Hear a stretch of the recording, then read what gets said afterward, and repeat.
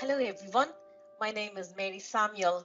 I work in the National Health and Social Care Professions Office as Development Manager. You're all very welcome to this fifth session of the series titled HSCP Leadership in Practice During COVID-19. This far, we have focused on various topics such as e-health, changes in work practice, responding to crisis, and service user empowerment. We have few HSCP leaders with us today. I'm delighted to introduce Ms. Jackie Reid, the National Lead of National HSCP Office, Ms. Fiona Keoghan, Director of Lean Transformation, St. James's Hospital, and Ms. Laura Loftus, Practice Education Coordinator for Speech and Language Therapy Services in NUI Galway. Thank you, Jackie, Fiona, Laura, for being with us today. So if I may turn to you first, Jackie, congratulations on the successful launch of the strategy, HSCP Deliver. What was it like for you to develop a strategy during the pandemic? Thank you, Mary. I suppose the first thing that comes to mind is when the pandemic hit, there was a huge tension between the fact that we had done so much of the insight generation and co-creation work involving our service users and health and social care professions, representative bodies and leaders. And then the pandemic hit, and then there was that sense of, normal service had to stop and we had to pivot to doing things to do with the pandemic. And obviously some of the team was redeployed as well. So there was a tension between being very conscious of all the huge contributions and the work that had gone in and the collaboration from people to develop all the groundwork, and then not feeling like the right time to kind of press on with finishing it initially. So the fortunate thing was we had done all of the reading and analysis and coding of the data that we had collected, and so had the overall framework. So we knew what the impacts were that were going to be achieved if we could realise the potential of all health and social care professions. We knew what the commitments were from all of this work that health and social care professions were prepared to make, and we also knew what the supports were that they were going to need to follow through on that work and be able to deliver that potential. So we had that framework. The thing is, it just wasn't visible to anybody else. So I suppose what ended up happening is we pivoted to different work and different priorities, certainly at the beginning of the COVID pandemic. That was there in the back of the mind and might have been kind of unseen, but certainly from my point of view, that was underpinning everything, and it was there all the time as a touch point and helping to kind of decide and direct what we were doing. And then the second thing that happened, which I suppose was sort of an unexpected, nearly, I wouldn't say silver lining, but a piece that happened was that we were able to sort of track what actually was going on during COVID and all the different things that health and social care professions were doing, and the innovation and the extraordinary changes in the telehealth, all the different things that they were doing, and actually then feed that in to the framework that we had, and that all then actually was represented in the final written document when it was possible, I suppose, to take the strategy off the back burner and actually kind of complete it and finish it. So I suppose we had to kind of rethink, and we had to rethink then the final proofing stages, because we had started the whole process off with a whole system event representing all of the stakeholders in a room, and the intention was to kind of go back and do a second one of those. So obviously with COVID, all of that had to be rethought, and we had to find different ways of touching in with the different stakeholders to prove things and going through the approval processes. And it did go through all of the approval and the joint council and the EMT of the HSE to final approval and sign off at the very highest level. Thank you, Jackie. It must have been a Himalayan task for you to pull this strategy. And you launched it in April of this year. So can you share with us the implementation plan? Thank you, Mary. Yes, we were finally able to launch it in April of this year, and even though it was done virtually, and the good thing about that is it enabled a very broad and a very extensive audience to actually join us on the day, and we were able to be joined by a service user, who had been at the journey with us from the very, very start, a couple of health and social care professionals, and we had the Chief Clinical Officer and Chief Operations Officer launch it. And on that day, we were able to share the sort of the overall, or I was able to share where we were going with implementation. So there's a number of strands to that. There's a national strand, a strand for the National Health and Social Care Professions Office, and a set of actions for us for which I am accountable. There's at a national level, there's actions called out for implementation, and we'll be putting in place a high-level national strategic oversight group, which will include service users again and key stakeholders. There's operational level actions called out, and there's the actual actions called out then for individual health and social care professions. So when we launched the strategic framework, some of the key areas that we're working on in the office were shared. So those include things like advanced practice and leadership and practice education, to name just a couple. And we had a lovely plan of a suite of supports that we intend to put in place to assist local ownership and implementation, which I think is really key and was also a cornerstone in the development of this plan. But I suppose the cyber attack intervened just after we had the launch. So a lot of the plans involved things like workshops involving service users that were going to happen virtually. So obviously they couldn't go ahead as planned. And then we were very, very conscious just of the environment for people, and the stress, the huge stress and the fatigue that was in the system following the cyber attack on top of COVID. So decided really we needed to pause that part of it until the autumn, and hopefully people had a chance for some kind of a breather. And then we've held a couple of open workshops with health and social care professions to sort of sense check where people are at now, where they're at with the strategic framework, and what would actually be helpful for them. So in terms of that local ownership piece, we're now coming forward with new plans based on the input of health and social care professions to bring forward, and obviously keeping going with the work that we have set out for ourselves. So that's where things are at the moment, and look forward to engaging with people further as we go along during the course of this plan. Thank you, Jackie, for the overview. Now turning to Fiona, who's representing clinical services. What was it like for you, Fiona? Thank you, Mary. When the pandemic started, I was working in the area of improvement, and it was a very challenging time because obviously all the focus shifted completely away from improvement to firefighting in the moment. And I found that very challenging, both for the people that I was working with and how they could do their work. And many of them were pulled away from that work into something very different. And then also personally, I found it very challenging because in the moment that they were being pulled away from this work, there was also going to be an overwhelming need for the work that we were setting out to do. So that was really, really challenging at the time. So there would have been a lot of changes that would have happened, Fiona. So upon reflection, can you share with us a change area where you think you maximized on the opportunity that you got? I think the biggest area of change for me that really stands out was how HSCP leaders came together to problem solve. This would have been about 6 or 7 months after the pandemic started, and it was with a team I had done work with in the past, but we were particularly interested in the area of integration and outreach into the community. And HSCPs in that system came together, and we managed to do a week-long virtual event, which I know would not have been possible pre-pandemic.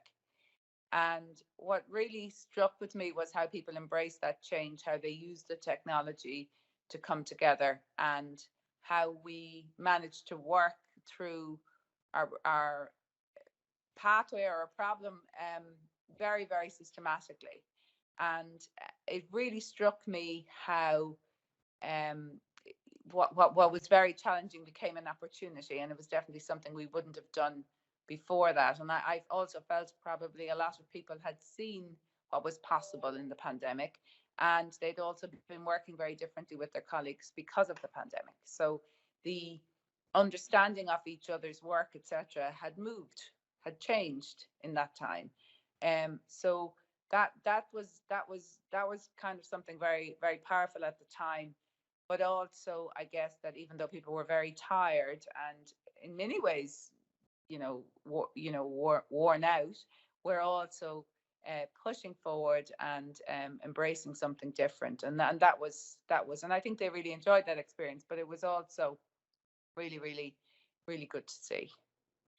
So if I may ask you this, Fiona, there would have been many situations where you wouldn't have had the answers and people would have looked up to you for answers. How did you manage such scenarios?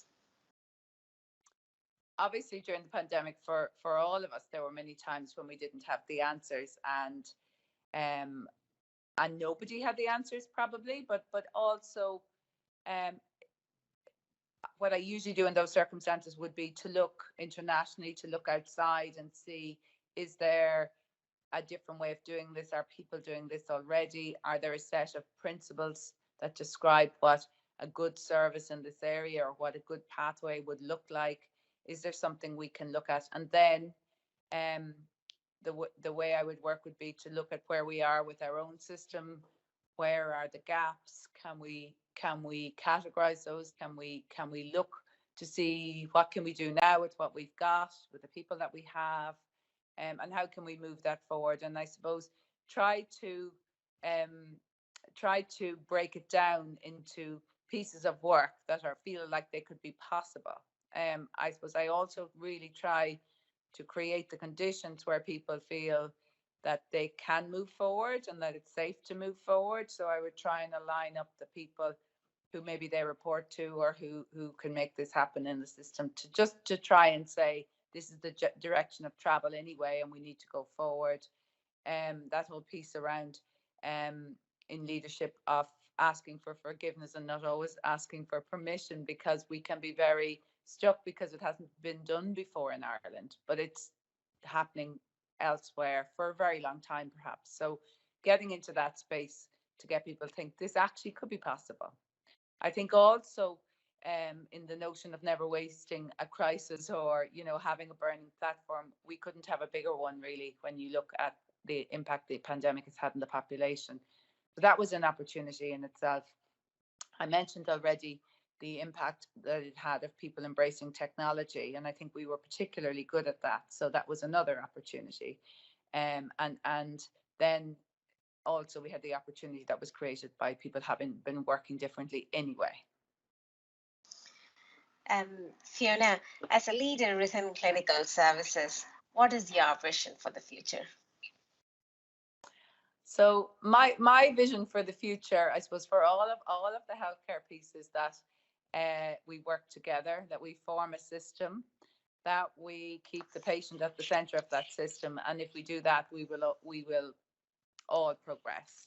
I think we have a big opportunity because of what's required now in terms of rehabilitation for our population and in terms of what we have to offer skills and competency wise. So I would love to see us pulling up our chair at that leadership table, offering our skills, offering to work differently, partnering with others in the system to move forward, and driving together, together with the academic institutions and with the service delivery people, moving forward together. I suppose that's where the change will happen at the patient level, and that's the opportunity that we bring, is that we really understand that need very well, and it's an opportunity for us all,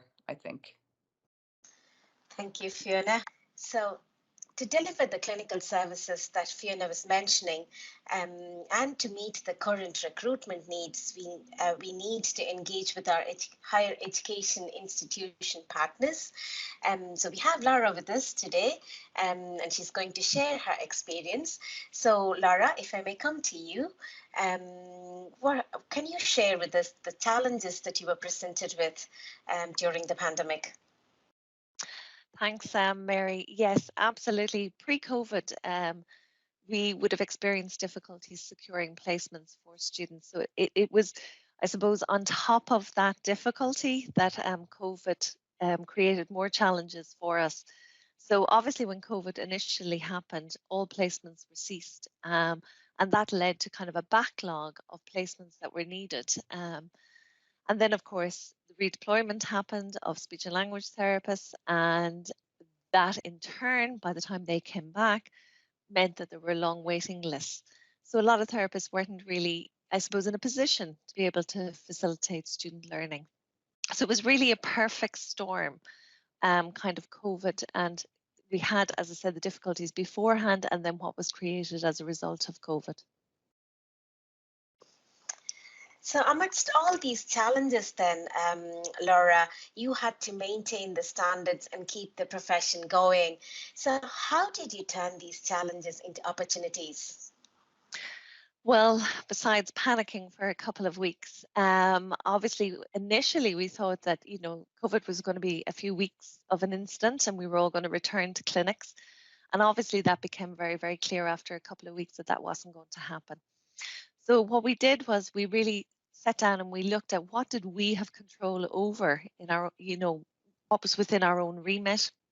And really fantastic facilities at NUI Galway. We have a really excellent on-site clinic with observation rooms and clinic rooms. So we knew we had this facility and we needed to maximise it. And I have to say we had an excellent, really experienced practice ed team. And that really stood to us as well in the time of crisis. The other thing was that we had excellent networks and we really accessed those, not just the ones within Ireland, our colleagues across the other universities, but colleagues abroad and in particular in places like Australia. So I suppose this led to a multi-pronged approach to how we were going to manage placements in the crisis. And it led us to developing things called team placements. We introduced a lot of simulation into the program. We introduced remote supervision and telehealth. So Laura, the telehealth work that the SLT students did, it did receive a lot of positive attention. Can you tell us more on that? Yeah, absolutely. The telehealth probably, received probably the most attention of the initiatives that we introduced, and it certainly was one of our greatest success stories last year. I suppose it's really important to point out that as a practice ed team, we were incredibly nervous about introducing it, and it wasn't really something that was comfortably in our skill set. So we were very, very lucky. The students really taught us how to manage that transition, and I think it was a real excellent marriage between us and them. Where they taught us and we were able to teach them the clinical skills. So as I said, we had absolutely fabulous facilities in NUI Galway, and it was one of the things we were able to do. We could socially distance our students across all the rooms, and again, the clients didn't need to come in. We were also able to kind of access expertise in other parts of the country. So we had clinical educators who were very experienced in telehealth, and they actually supervised our students while they were in Galway and they were in another part of the country. I have to say the clients loved it as well.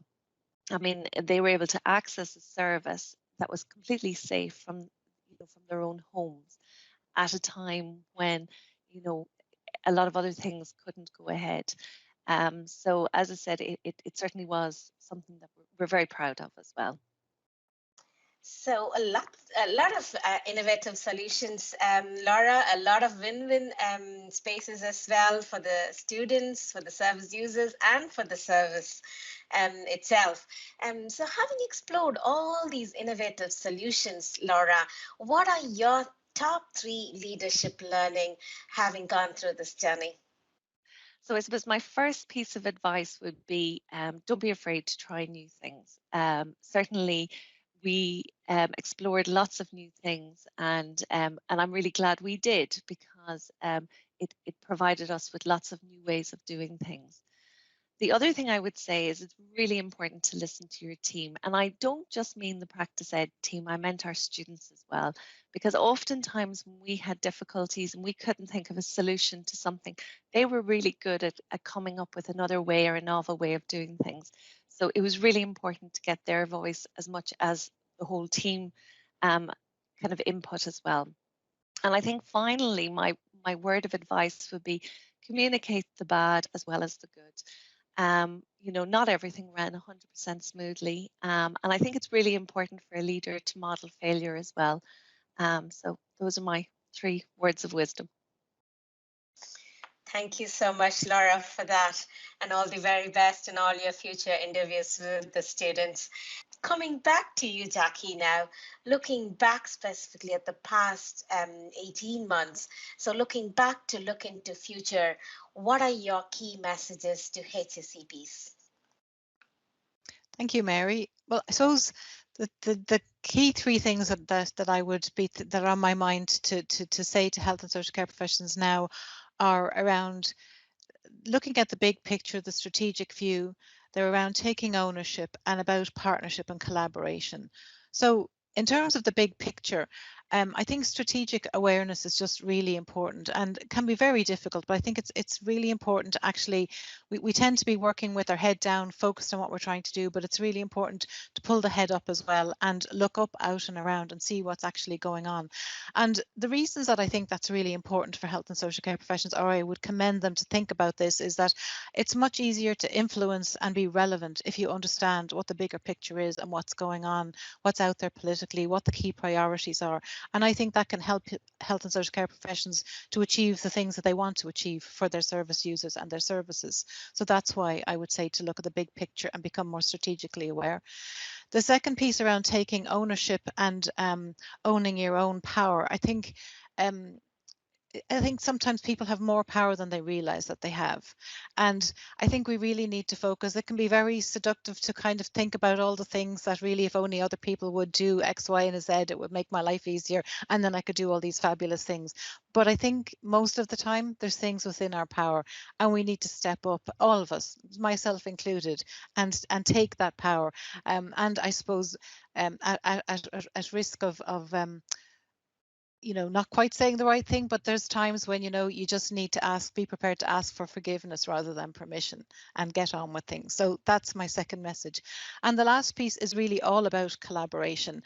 And we've spoken about that from the start. My key goal at the start of developing the strategic framework was to actually have service users front and center. And I actually brought somebody in to hold me to account about that. That was their specific task, was to call me out if I wasn't doing that.